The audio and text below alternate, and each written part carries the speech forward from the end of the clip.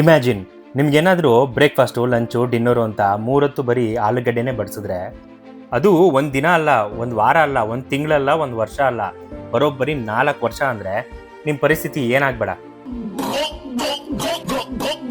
But ಇಲ್ಲಿ ನಮ್ಮ hero ತನ್ನ ಸ್ವಂತ ಗೊಬ್ಬರ ಹಾಕಿ ಹುತ್ತು ಬಿತ್ತು ಬರೀ ಆಲೂಗಡ್ಡೆನೇ ಬೆಳೆದು ಹಗಲು ರಾತ್ರಿ ಅದನ್ನೇ ತಿಂತವನೆ.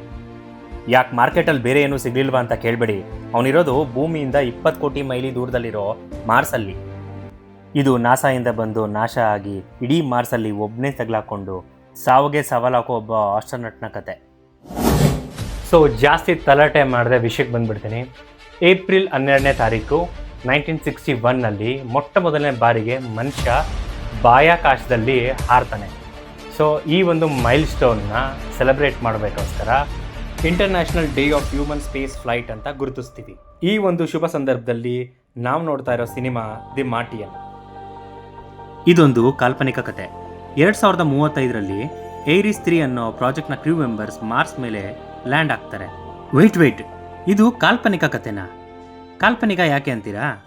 ಸೊ ಫ್ಯಾಕ್ಟ್ ಏನಂದ್ರೆ, ಇದುವರೆಗೂ ಮಾರ್ಸ್ ಮೇಲೆ ಮನುಷ್ಯ ಕಾಲೇ ಇಟ್ಟಿಲ್ಲ. ನಾವು ಬರೀ ರೋವರ್ನೇ ಕಳಿಸ್ತಾ ಇರೋದು.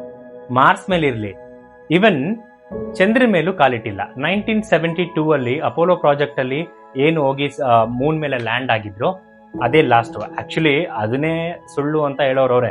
ಇದೆಲ್ಲ ಒಂದು ಕಾನ್ಸ್ಪಿರಸಿ ಥಿಯರಿ ಎಲ್ಲ ಇದೆ ಅದ್ರ ಮೇಲೆ. ಸೊ ಇಂಟ್ರೆಸ್ಟ್ ಇದ್ದವರು ಅದನ್ನ ಹೋಗಿ ವಿಸಿಟ್ ಮಾಡ್ಬೋದು. ಸೊ ಹೀಗೆ ಮಾರ್ಸ್ಗೆ 31 ದಿನಗಳ ಒಂದು ಪ್ರಾಜೆಕ್ಟ್ ಮೇಲೆ ಬಂದಿರ್ತಾರೆ. 18 ದಿನ ಆಗಿರುತ್ತೆ. ಈ 18ನೇ ದಿನ ಒಂದು ದೊಡ್ಡ ಬಿರುಗಾಳಿ ಎದುರಾಗುತ್ತೆ. ಸ್ಟಾರ್ಟಿಂಗ್ ಅಲ್ಲಿ ವಾಪಸ್ ಹೋಗ್ಬೇಕಾ ಇಲ್ಲ ಬಿರುಗಾಳಿ ಕಡಿಮೆ ಆಗೋವರೆಗೂ ವೆಯ್ಟ್ ಮಾಡ್ಬೇಕಾ ಅಂತ ಯೋಚನೆ ಮಾಡ್ತಿರ್ತಾರೆ. ಬಟ್ ಆ ಬಿರುಗಾಳಿ ಅವ್ರು ಎಕ್ಸ್ಪೆಕ್ಟ್ ಮಾಡಿದ್ದಕ್ಕಿಂತ ಮುಕ್ಕಳರೆ ದೊಡ್ಡದಾಗಿರುತ್ತೆ. ಈ ಬಿರುಗಾಳಿ ಏನಾದರೂ ಅವ್ರ MAV ಅಂದರೆ ಮಿನಿ ರಾಕೆಟ್ ಅನ್ಕೊಡಿ, ಅದಕ್ಕೇನಾದರೂ ಬಂದು ಹೊಡೆದ್ರೆ, ಅದೇನಾದರೂ ದಬಾಕೊಂಡ್ರೆ ಡೇಂಜರ್ ಎದುರಾಗುತ್ತೆ. ಇಮಿಡಿಯೇಟ್ ಆಗಿ ಇಲ್ಲಿಂದ ಜಾಗ ಖಾಲಿ ಮಾಡಬೇಕು ಅಂತ ಎಲ್ಲ MAV ಕಡೆ ಹೊರಡ್ತಾರೆ. ಬಟ್ ವಿಧಿ ಆಟ, ಮಾರ್ಕ್ಗೆ ಕಮ್ಯುನಿಕೇಶನ್ ಆಂಟೆನಾ ಒಂದು ಹಾರ್ಕೊಂಡು ಬಂದು ಅವ್ನ ಗಾಳಿಲಿ ಎತ್ಕೊಂಡು ಹೋಗ್ಬಿಡುತ್ತೆ. ಮಿಕ್ದವರೆಲ್ಲ ಹೆಂಗೋ MAV ಸೇರ್ಕೊತಾರೆ. MAVಗೆ ಬಂದಮೇಲೆ ಮಾರ್ಕ್ ಒಬ್ಬ ಮಿಸ್ ಆಗೋಗಿರೋದು ಗೊತ್ತಾಗುತ್ತೆ. ಬಟ್ ಆ ಪರಿಸ್ಥಿತಿಲಿ ಅವರು ಅವನ್ನ ಕಾಯಕ್ಕೂ ಆಗಲ್ಲ. ಅಷ್ಟೇ ಅಲ್ಲದೆ ಮಾರ್ಕ್ದು ಸ್ಪೇಸ್ ಸೂಟ್ ಡ್ಯಾಮೇಜ್ ಆಗಿರೋದು ಇವರಿಗೆ ಗೊತ್ತಾಗುತ್ತೆ. ಈಗ ಅವನು ಒಬ್ಬನಿಗೋಸ್ಕರ ಮಿಕ್ಕಿರೋ ಜೀವನ ರಿಸ್ಕಲ್ಲಿ ಹಾಕಕ್ಕೆ ಆಗಲ್ಲ ಅಂತ ಹೊರಟ್ಬಿಡ್ತಾರೆ. ಟೀಮ್ ಕಮಾಂಡರ್ ಜೆಸ್ಸಿಕಾ ಒಂದು ಗಟ್ಟಿ ನಿರ್ಧಾರ ಮಾಡಿ ರಾಕೆಟ್ ಟೇಕ್ ಆಫ್ ಮಾಡ್ತಾಳೆ. ಅದು ಅವ್ರನ್ನ ಹೆರ್ಮಿಸ್ ಅನ್ನೋ ಒಂದು ಸ್ಪೇಸ್ ವೆಸಲ್ಗೆ ಅವ್ರನ್ನ ಕರ್ಕೊಂಡು ಹೋಗುತ್ತೆ. ಅಲ್ಲಿಂದ ಅವರು ಭೂಮಿ ಕಡೆ ಪಯಣ ಶುರು ಮಾಡ್ತಾರೆ. ಈ ಕಡೆ ನೆಕ್ಸ್ಟ್ ಡೇ ಬೆಳಗ್ಗೆ ಬಿರುಗಾಳಿಯೆಲ್ಲ ನಿಂತ ಮೇಲೆ ನೋಡಿದ್ರೆ ಗಟ್ಟಿಪಿಂಡ ಮಾರ್ಕ್ ಬದುಕೇ ಇರ್ತಾನೆ. ಹೆಂಗೆ ಅಂತೀರಾ? ಅವನ ಸೂಟ್ಗೆ ಚುಚ್ಕೊಂಡಿರೋ ಆಂಟಿನ ಕಡ್ಡಿ ಮತ್ತೆ ಅವನ ರಕ್ತ ಸ್ಟೀಲ್ ಥರ ವರ್ಕ್ ಆಗಿ ಆಕ್ಸಿಜನ್ ಫುಲ್ ಹೊರಗಡೆ ಹೋಗ್ದಂಗೆ ಅವನ್ನ ಕಾಪಾಡಿರುತ್ತೆ. ಮಾರ್ಕ್ ತಟ್ಟಾಡ್ಕೊಂಡು ವಾಪಸ್ ಹ್ಯಾಬ್ ಅಂದರೆ ಈ ಆಸ್ಟ್ರೋನಟ್ಸ್ ಎಲ್ಲ ಬಂದಾಗ ಇರಕ್ಕೆ ಮಾಡಿರೋ ಒಂದು ಶೆಡ್ ಅನ್ಕೊಳ್ಳಿ. ಅದು ಸದ್ಯಕ್ಕೆ ಆಕ್ಚುಲಿ ಇಲ್ಲ, ಬಟ್ ಅದೊಂದು ಕಲ್ಪನೆ ಅನ್ಕೊಳ್ಳಿ ಅಷ್ಟೇ. ಹ್ಯಾಬ್ ಒಳಗೆ ಬಂದು ಮಾರ್ಕ್ ಸ್ವಚ್ಛಚಿಕಿತ್ಸೆ ಮಾಡಿಕೊಂಡು ಸುಧಾರಿಸ್ಕೋತಾನೆ. ನಾಸಾನ ಕಾಂಟ್ಯಾಕ್ಟ್ ಮಾಡೋಣ ಅಂದರೆ ಆ ಕಮ್ಯುನಿಕೇಶನ್ ಸಿಸ್ಟಮ್ಸ್ ಎಲ್ಲ ಚಿಂದಿ ಆಗೋಗಿರುತ್ತೆ. ಈಗ ಮಾರ್ಕ್ಗೆ ಇರೋದು ಒಂದೇ ಆಪ್ಷನ್. ಇವರು ಏರಿಸ್ 3 ಮಿಷನ್ ಅವರಲ್ವಾ. 4 ವರ್ಷ ಆದಮೇಲೆ ಏರಿಸ್ 4 ಅಂತ ಬರುತ್ತೆ. ಇದನ್ನೆಲ್ಲ ಫಸ್ಟೇ ಪ್ಲಾನ್ ಮಾಡಿರ್ತಾರೆ. ಅಲ್ಲಿವರೆಗೂ ಇವನು ಹೆಂಗೋ ಬದುಕಿದ್ರೆ ಅವ್ರ ಗಾಡಿ ಹತ್ಕೊಂಡು ಮನೆ ಸೇರ್ಕೊಬಹುದು ಅನ್ನೋ ಪ್ಲಾನ್ ಮಾಡ್ತಾನೆ. ಮಾರ್ಕ್ ತನ್ನ ದಿನಚರಿಗಳನ್ನೆಲ್ಲ ರೆಕಾರ್ಡ್ ಮಾಡಕ್ ಸ್ಟಾರ್ಟ್ ಮಾಡ್ತಾನೆ. ಇವಾಗ 4 ವರ್ಷ ಕುಂತು ಕಾಯೋ ಪೇಷನ್ಸ್ ಏನೋ ಅವನ ಹತ್ರ ಇದೆ. ಬಟ್ 4 ವರ್ಷಕ್ಕೆ ಆಗುವಷ್ಟು ಕ್ಯಾಲರೀಸ್ ಬೇಕಲ್ಲ. ಕ್ಯಾಲರೀಸ್ ಅಂದ್ರೆ ಏನಂತೀರಾ? ಬೂವಾ. ಈ ಏರಿಸ್ 3 ಪ್ರಾಜೆಕ್ಟ್ ಅವ್ರು ಬಂದಿದ್ದು ಬರೀ 31 ದಿನಗಳಿಗೆ ಮಾತ್ರ. ಅಷ್ಟೇ ಫುಡ್ನ ತಂದಿರ್ತಾರೆ. ಮಾರ್ಕ್ 4 ವರ್ಷಕ್ಕೆ ಬೇಕಾಗುವಷ್ಟು ಊಟನ ಹೆಂಗಾದ್ರೂ ಅರೇಂಜ್ ಮಾಡ್ಕೊಳ್ಳೇಬೇಕು. ಇವಾಗ ಶುರು ಆಗುತ್ತೆ ಸಾವನ್ನ ಗೆಲ್ಲಬೇಕು ಅನ್ನೋ ಹಠ. ಪ್ರೊಫೆಷನಲಿ ಬಾಟನಿಸ್ಟ್ ಆಗಿರೋ ಮಾರ್ಕ್ ಕಲ್ತಿರೋ ವಿದ್ಯೆನೆಲ್ಲ ಖರ್ಚು ಮಾಡಕ್ ಶುರು ಮಾಡ್ತಾನೆ. ಇವರು as a part of mission potatoes ತಂದಿರ್ತಾರೆ. ಇವನು ತನ್ನ ಸ್ವಂತ ಗೊಬ್ಬರನ ಬೆಳೆಸಿ ಮಾರ್ಸ್ ಅಲ್ಲಿರೋ ಮಣ್ಣಲ್ಲೇ ಹ್ಯಾಬ್ ಒಳಗಡೆ ಆಲೂಗಡ್ಡೆ ಬೆಳೆಯಕ್ಕೆ ಶುರು ಮಾಡ್ತಾನೆ. ಮೊದಲನೇ ಚಿಗುರು ಬಂದಾಗ ಇವನ್ ಖುಷಿಗೆ ಪಾರ್ವೇ ಇಲ್ಲ. ಈ ಕಡೆ ಒಂದು ರೋವರ್ನ ಟ್ರ್ಯಾಕ್ಟರ್ ತರ ಮಾಡಿಫೈ ಮಾಡಿಕೊಂಡು ಏರಿಸ್ 4 ಇರೋ ಜಾಗಕ್ಕೆ ಜರ್ನಿ ಮಾಡಬೇಕು ಅಂತ ರೆಡಿ ಆಗ್ತಾ ಇರ್ತಾನೆ. ಈ ಕಡೆ ಭೂಮಿ ಮೇಲೆ NASA satellite planner Mindy Park satellite images ಅಲ್ಲಿ ಈ ಜಾಗದಲ್ಲಿ ಏನೋ ಮೂವ್ಮೆಂಟ್ ಆಗ್ತಿರೋದು ಅಬ್ಸರ್ವ್ ಮಾಡ್ತಾಳೆ. ಈ ವಿಷಯನ ನಾಸಾದ ದೊಡ್ಡ ತಲೆ ಟೆಡ್ಡಿಗೆ ತಿಳಿಸ್ತಾಳೆ.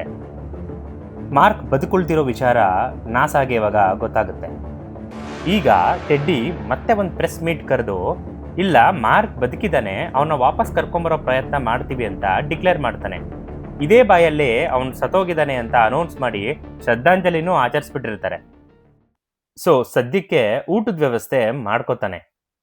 ಈ ಕಡೆ ಮಾರ್ಕ್ ಕಮ್ಯುನಿಕೇಶನ್ ಸಿಸ್ಟಮ್ನ ಹೇಗೋ ರಿಪೇರಿ ಮಾಡಿ ಹೆಂಗೋ ನಾಸಾನ ಕಾಂಟ್ಯಾಕ್ಟ್ ಮಾಡ್ತಾನೆ. ಅವ್ರ ದಿನಚರಿ ಎಲ್ಲ ಇವಾಗ ಗೊತ್ತಾಗಕ್ಕೆ ಶುರು ಆಗುತ್ತೆ. ಎಲ್ಲ ಕೈಗೂಡ್ತು ಅನ್ಕೊಂಡಿದ್ದಾಗಲೇ ಒಂದು ದೊಡ್ಡ ಆಘಾತ ಸೃಷ್ಟಿ ಆಗುತ್ತೆ. ಒಂದಿನ ಹ್ಯಾಬ್ ಡ್ಯಾಮೇಜ್ ಆಗಿಬಿಡುತ್ತೆ.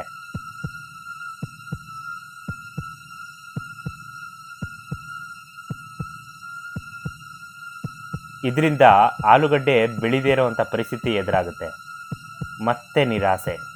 ಇವಾಗ ಬರೀ 100 ದಿನಕ್ಕೆ ಆಗುವಷ್ಟು ಆಲೂಗಡ್ಡೆ ಮಾತ್ರ ಮಿಕ್ಕಿರುತ್ತೆ.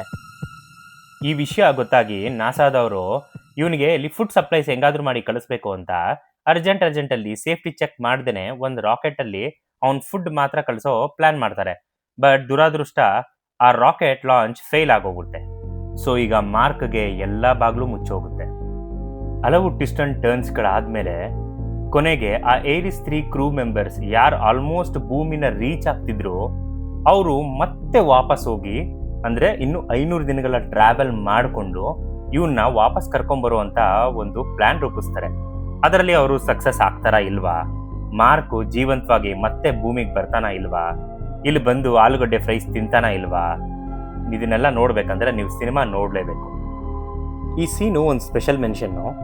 ಮಾರ್ಕ್ ಮಾರ್ಸ್ ಮೇಲೆ ಎಲ್ಲೆಲ್ಲಿ ಹೋಗ್ತಾನೆ, ಎಲ್ಲೆಲ್ಲಿ ಕಾಲಿಡ್ತಾನೆ, ಅಲ್ಲೆಲ್ಲ ಕಾಲಿಡ್ತಿರೋ ಮೊದಲನೇ ಮನುಷ್ಯ ಅವನೇ. ಎಷ್ಟೋ ಬಿಲಿಯನ್ ಇಯರ್ಸ್ ಅಲ್ಲಿ ಮೊಟ್ಟ ಮೊದಲನೇ ವ್ಯಕ್ತಿ ಅವನೇ ಈ ಮಾರ್ಸ್ ಮೇಲೆ ಕಾಲಿಡ್ತಿರೋದು. ಗ್ರೇಟ್ ಅಲ್ವಾ? ಸ್ಪೇಸ್ ಎಕ್ಸ್ಪ್ಲೋರೇಷನ್ ಮೇಲೆ ತುಂಬ ಮೂವೀಸ್ ಬಂದಿದೆ.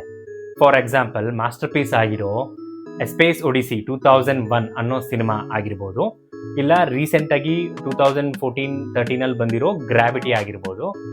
ಇವನ್ನೆಲ್ಲ ಬಿಟ್ಟು ಮಾರ್ಟಿಯನ್ನ ಯಾಕೆ ಸಜೆಸ್ಟ್ ಮಾಡ್ತಾ ಇದ್ದೀನಿ ಅಂದರೆ, ಇದರಲ್ಲಿರೋ ಒಂದು ಎಂಟರ್ಟೈನ್ಮೆಂಟ್ ವ್ಯಾಲ್ಯೂ, ಸ್ವಲ್ಪನೂ ಬೋರ್ ಹೊಡಿಸ್ದೆ, ಫಾಸ್ಟ್ ಪೇಸಿಂಗ್ ಸ್ಟೋರಿ ಟೆಲ್ಲಿಂಗ್ ಇದೆ. ನಿಜವಾಗ್ಲೂ ಇಷ್ಟಪಡ್ತೀರಾ. ಈ ಸಿನಿಮಾ ಜಿಯೋ ಹಾಟ್ಸ್ಟಾರ್ ಅಲ್ಲಿ ಅವೈಲೇಬಲ್ ಇದೆ, ದಯವಿಟ್ಟು ಹೋಗಿ ನೋಡಿ.